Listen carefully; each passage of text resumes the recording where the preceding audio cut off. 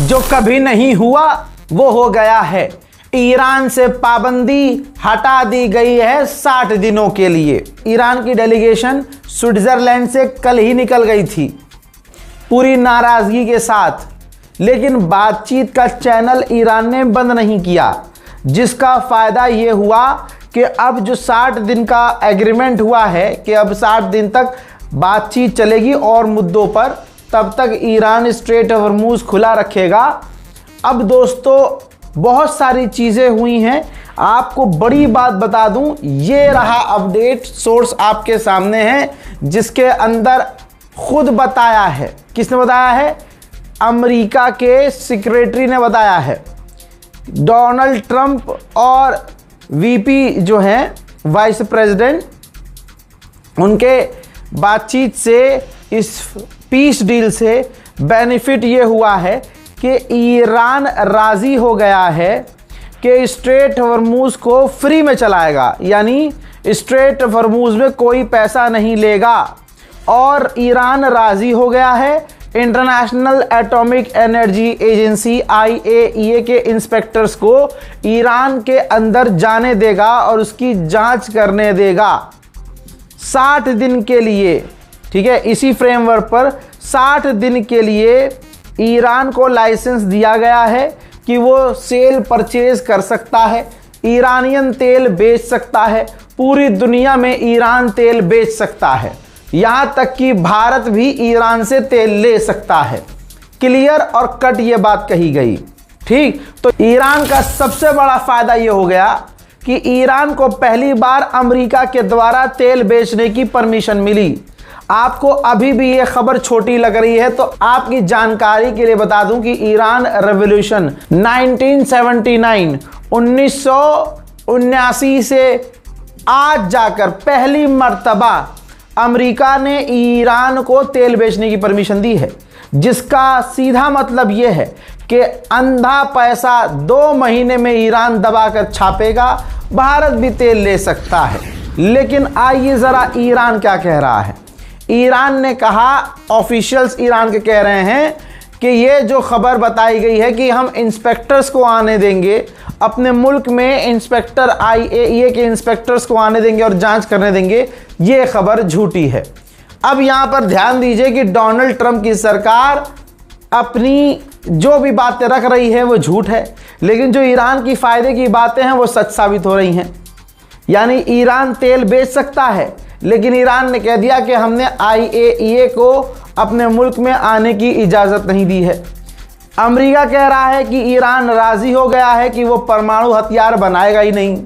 अब आप बताइए, दुनिया का कुत्ता भी जानता है कि ईरान ने कभी नहीं कहा कि हम परमाणु बनाएंगे, कभी कहा ही नहीं। यहाँ तक कि शहीद आयतुल्ला सैयद अली खामनाई का ये फतवा था कि परमाणु हथियार नहीं बनाना है।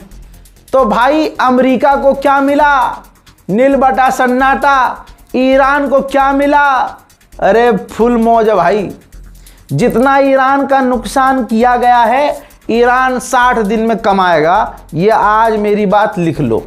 अमेरिका के जेडी वेंस ने भी साफ साफ कंफर्म किया है कि ईरान राजी हो गया है कि IAEA के इंस्पेक्टर ईरान जाएंगे जांच के लिए, जिसके बाद हमने ईरान को कई सारी छूट दे ही दी है।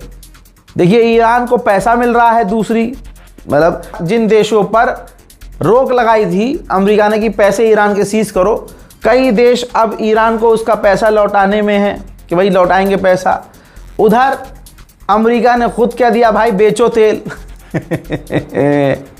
लाला अमेरिका को मिला क्या? जेडी वेंस को सुनिए। We, and this is probably what we're most excited about as Americans, the Iranians have agreed to invite IAEA inspectors back into their country. That is a major milestone for the American people and the first step in permanently denuclearizing or permanently ending a nuclear weapons program in Iran. कुछ दिन पहले आपको याद दिला दूं कि जब Iran ने कहा कि हमारे पैसे अनफ्रीज किए जाएंगे, तो अमेरिका के राष्ट्रपति डोनाल्ड ट्रंप ने क्या कहा था, याद है आपको? डोनाल्ड ट्रंप ने कहा था कि हम $1 भी ईरान को नहीं देंगे। तवज्जो चाहूंगा, $1 भी ईरान को नहीं देंगे। ईरान अपने एक स्टेटमेंट देता है और चुप हो जाता है। गुलाबी सुअर उन बातों को घुमाता है, झूठ पर झूठ, झूठ पर झूठ बोलता है, फिर क्या होता है, मुंह काला अमेरिका का ही होता है। दोस्तों, जो गुलाबी सुअर कह रहा था कि ईरान को $1 भी नहीं देंगे, अमेरिका के उपराष्ट्रपति जेडी वेंस ने अब उस पर सफाई ये दी है कि जी ईरान को जो पैसे अनफ्रीज करके दिए जाएंगे, जो ईरान का पैसा ईरान को लौटाया जाएगा, उससे अमेरिका के किसानों को फायदा होगा। कोई हंसेगा नहीं, कोई हंसेगा सॉरी है भाई, क्या करूं, नहीं हो रही बर्दाश्त। अमेरिका के उपराष्ट्रपति कह रहे हैं कि ईरान को अगर पैसा दिया जाएगा तो ईरान हमारे अमेरिकी प्रोडक्ट खरीदेगा। लिख के ले लो, अमेरिका का कोई प्रोडक्ट ईरान नहीं खरीदेगा। ईरान के खुद के सारे प्रोडक्ट हैं, ईरान अपने ही मुल्क में चीज़ें बनाता है और या फिर भारत से ख़रीदता है और दुनिया के दूसरे देशों से ख़रीदता है। ठीक है, ज़्यादातर वो रूसी, इंडियन और ख़ास करके वो अपने ज़्यादातर वो प्रोडक्ट्स खुद बनाता है। तो चलिए आगे बढ़ते हैं। जेडी वेंस ने कहा कि हमारे अमेरिकी प्रोडक्ट्स खरीदेगा और इससे होगा ये कि जब वो हमारे साजो सामान को खरीदेगा तो हमारे अमेरिकी किसानों को फ़ायदा होगा, और अमेरिका के प्रोडक्ट्स खरीदेगा तो वो पैसा घूम के हमारे पास ही आएगा।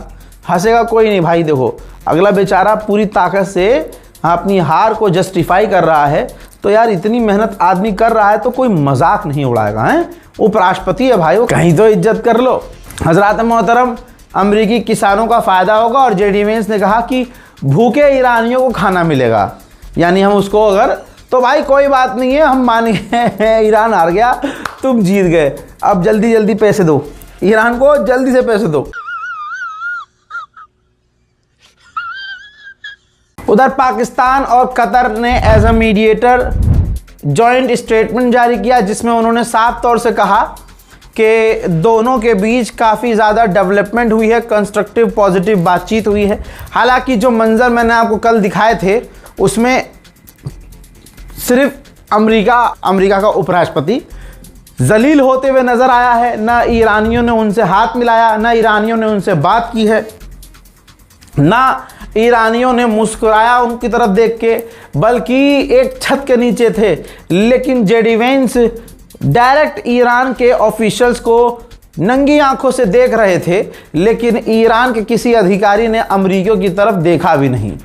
मतलब एकदम जलील किया गया। वो तमाम मंजर आप देख चुके हैं। डोनाल्ड ट्रंप ने फिर अपनी हार को पाटते हुए ये ट्वीट किया, जिसमें कहा कि हर इंसान जानता है कि ईरान अपने मेजर वेपन, न्यूक्लियर वेपन को लेकर अपने मुल्क में जांच होने देगा। तो दोस्तों, ये नई बात क्या कही, ईरान तो पहले ही जब खामनाई को शहीद नहीं किया गया था तो ईरान ने यह भी कहा था कि अगर किसी को शक है कि हम परमाणु बना रहे हैं तो आए और चेक कर ले। ईरान के विदेश मंत्री ने ट्वीट करके पहली बार खुद जानकारी दी है कि पाकिस्तानी और कतरी मीडिएशन के बाद एक बड़ा प्रोग्रेस हुआ है लेबनान वॉर पर, ऑयल पर, पेट्रोलियम पर, पेट्रोकेमिकल एक्सपोर्ट पर और ब्लॉकेड हटाने पर। और हमारा जो फ्रीज किया गया पैसा है उसे रिलीज़ किया जाएगा और मेजर रिकंस्ट्रक्शन और डेवलपमेंट प्लान ईरान के लिए लॉन्च किया जाएगा।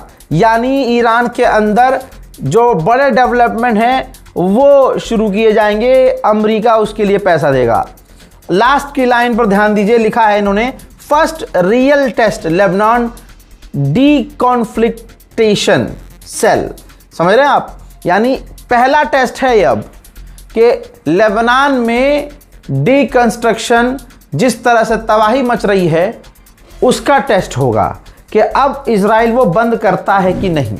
वहीं कतर के एनर्जी मिनिस्टर साइद अल काबी ने ऐलान किया है कि हमारी ऑयल रिफाइनरी में धमाका हुआ, एक एक्सीडेंट हुआ जिसमें 13 से 14 लोगों की मौत हुई है, जिसमें ज़्यादातर पाकिस्तानी और भारतीय शामिल हैं। I find myself today having to do something I have always hoped will never happen, and that is to announce the tragic loss of 13 lives of our people who hold Indian and Pakistani nationalities. 66 people have been reported injured and are receiving medical treatment, none of whom are in life-threatening condition. They hold Qatari, Indian, Pakistani, Bangladesh, Kenyan, Ghanaian, Tanzanian, Nigerian and Nepalese nationalities. We extend our heartfelt condolences to the families, friends and colleagues of those who lost their lives and our praise for the swift recovery of those injured. Various Qatar energy teams are currently providing. Iran के विदेश मंत्रालय के प्रवक्ता ने confirm किया है कि हमने मीडिएटर्स और अमेरिका के और पूरी दुनिया के सामने बातचीत के दौरान अमेरिका से मांग की है कि सिर्फ लेबनान में नहीं, पूरे इलाके में सीज फायर और जंगबंदी हो। इन्होंने ये भी कंफर्म किया कि जिस तरह से बयानबाजी डोनाल्ड ट्रंप ने करके एक तरह से सीज फायर खराब किया, बातचीत खराब की, तो हमने पार्टी मीटिंग की, यानी खुद की ग्रुप मीटिंग की, और उसके बाद हमने डिसाइड किया कि हम इनके साथ डायरेक्ट अब फिलहाल कोई बात नहीं करेंगे, और उसके बाद हमने उनसे कोई बात नहीं की। लेकिन हमारा बैक चैनल खुला हुआ है, यानी सामने आमने बातचीत गुलाबी सुअर की बकलोली की वजह से बंद हो गई, और ईरान फिर वो कल वहाँ से दिन में निकल गया और ईरान ने कहा दिया कि भैया अब आमने सामने नहीं, अब जो हमारा चैनल खुला हुआ है आप उसके ज़रिए हमसे बात कीजिए। कहा जा रहा है ईरान के राष्ट्रपति मसूद पेज़ेश्कियान पाकिस्तान के लिए रवाना हो चुके हैं। दूसरी तरफ जेडी वेंस का एक बयान आया है, उसका ये वीडियो है जिसके अंदर जेडी वेंस लीपा पोती करते हुए नजर आ रहे हैं और कह रहे हैं कि ईरान ने सोशल मीडिया पर धमकी दी थी कि वो मीटिंग छोड़कर जा रहे हैं, लेकिन वो मीटिंग छोड़कर नहीं गए। ईरान से हमारी बातें बहुत अच्छी हुई हैं, बहुत कई सारे पॉइंट्स पर हम राज़ी हुए हैं। इजराइल के साथ साथ तमाम देशों को सेल्फ डिफेंस का अधिकार है। अब यहाँ पर अमेरिका की वाइस प्रेसिडेंट की असली औकात सामने आ गई, जो कल तक ईरान को सेल्फ डिफेंस का अधिकार ना होने के लिए कहते थे कि भैया उसका तो अधिकार ही नहीं है सेल्फ डिफेंस का। आज अमेरिका कह रहा है कि ईरान का भी सेल्फ डिफेंस का अधिकार है। जेडी वेंस ने कहा कि कई मुद्दों पर एग्रीमेंट हुआ है, कई मुद्दों पर बातचीत हुई है, काफ़ी बातचीत अच्छी रही है और आगे और बातचीत होना अभी बाकी है। यानी जेडी वेंस एकदम सेटिस्फाई है कि बहुत बढ़िया बातचीत हुई है, भले ही अमेरिका इस जंग को हार गया है। फिलहाल की इस रिपोर्ट में इतना ही, बहुत सारे अपडेट अभी और आने वाले हैं।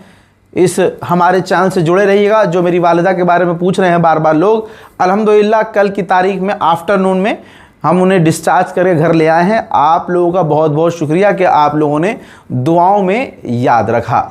जिन्होंने याद नहीं रखा उनका भी बहुत बहुत शुक्रिया। जय हिंद।